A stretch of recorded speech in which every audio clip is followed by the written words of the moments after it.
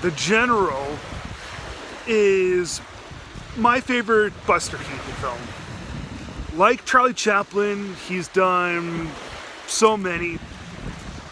Done a little bit of feature films, a little bit of shorts, but The General is the one that I would say is his best.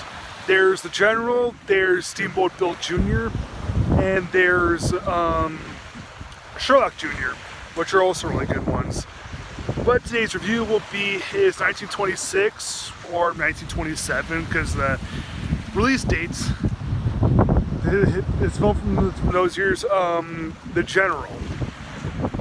So, this right here is, it really encapsulates everything that Buster Keaton's all about. He's about patriotism, he's about loyalty, and the thing that Keaton likes to do, well, it's not what he likes to do, but the thing that ultimately separated Keaton from guys like Harold Lloyd and Charlie Chaplin was Keaton took more physical risks than the two of them.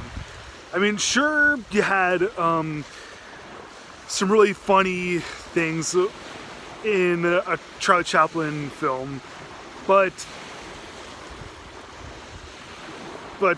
Buster Keaton was more like, sometimes if you see some stunts that Keaton would do, a normal person doing that stunt, not executed properly, well, not even a normal person, if Keaton did not execute some of those moves properly, he would die.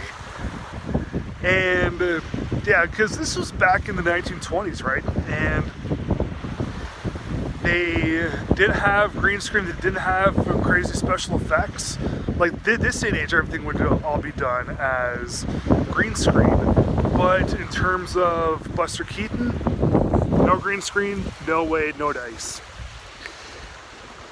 Well, for one thing, it didn't exist back then, but I'm sure that a green screen did exist back then. Buster Keaton would definitely not want any part of that.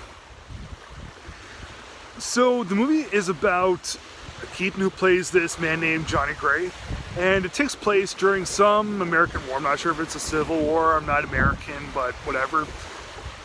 And he's a train engineer, and he goes to enlist in the war to impress the woman that he loves, but as a train engineer, he's a little too valuable to be used. So he eventually, like after some time, he eventually does end up.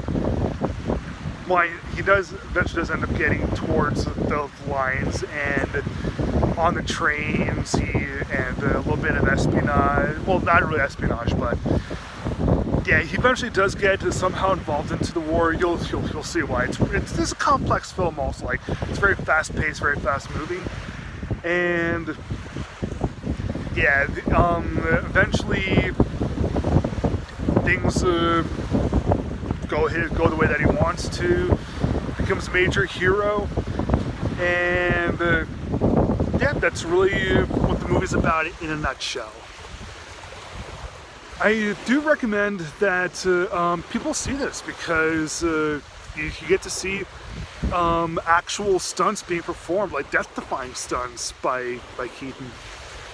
And also, because it was back then, you got they really had to kind of compensate the lack of talking, like the lack of verbal stuff, because you know, it was before talkies were coming out. And also, this is just simply a really fun movie. I mean, sure, a little bit of steam runs out, like later on in the film, no pun intended. But on the whole, this is a really fascinating film. It's fast-paced, and the acting is great, and it feels lots of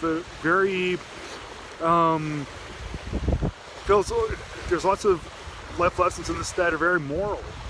And yeah, why not see this? It's a great film. And as I said, when I reviewed City Lights, I said that it wasn't my number one favorite silence film. Neither is The General, but you know, it's pretty high up there. Like, I just simply think that there's a few other films like Battleship Potemkin and The Kid that are better than this. But you know what?